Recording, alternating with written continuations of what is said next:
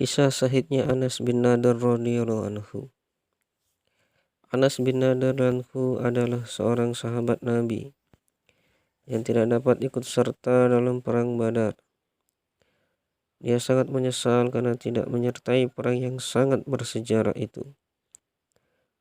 Oleh karena itu, ia menanti kesempatan lain untuk menyertai perang lain sebagai pengganti apa yang dianggapnya suatu kerugian bagi dirinya. Akhirnya kesempatan itu pun tiba ketika terjadi perang Uhud tahun berikutnya. Anas danku segera bergabung dengan pasukan kaum muslimin. Dengan semangat jihad yang menggelora, dia maju ke medan pertempuran. Walaupun jumlah pasukan musuh jauh lebih banyak, namun para mujahid Islam dapat memukul mundur semua pasukan musuh itu.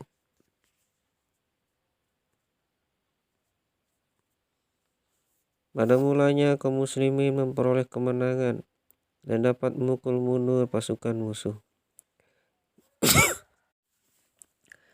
Sehingga mereka lari tunggang langgang.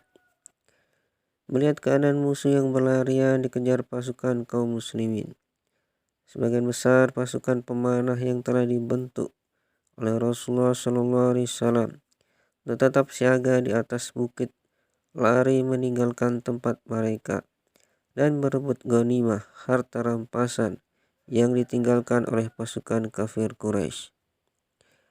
Padahal sebelumnya Rasulullah SAW telah memerintahkan mereka supaya tetap berada di atas bukit dan tidak boleh turun sebelum ada perintah selanjutnya. Tapi mereka tidak menghiraukan perintah Nabi itu, karena mereka mengira perang telah usai dan kaum muslimin telah mendapat kemenangan. Yang bertahan di atas bukit hanyalah pimpinan mereka dan beberapa orang yang taat.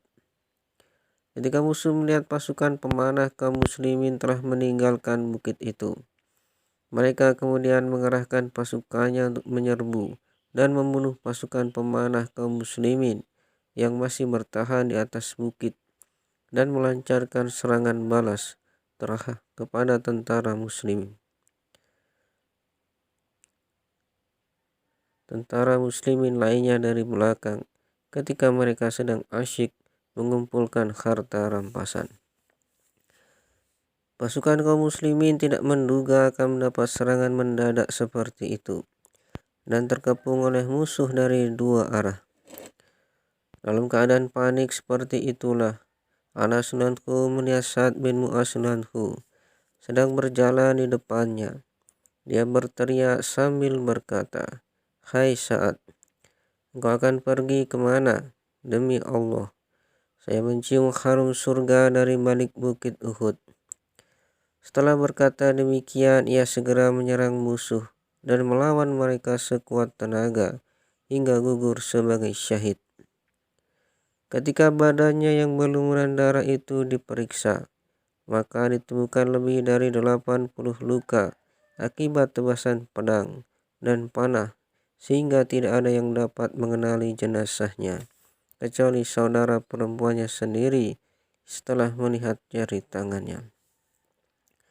Hikmah: orang yang berjihad di jalan Allah dengan penuh keikhlasan dan kejujuran akan menikmati surga di dunia ini dan di akhirat kelak. Demikianlah kisah sahabat Anas bin Nadr anhu yang sudah dapat mencium harumnya surga walaupun masih hidup di dunia. Apabila seorang melakukan sesuatu dengan ikhlas, maka di dunia pun ia akan merasakan keharuman surga. Saya mendengar langsung dari pelayan khusus Maulana Abdul Rahim Raipuri rahmatullah alaih, bahwa ia pernah berkata, "Saya sedang mencium harum surga." Kisahnya pernah ditulis dalam Fadilah Ramadan.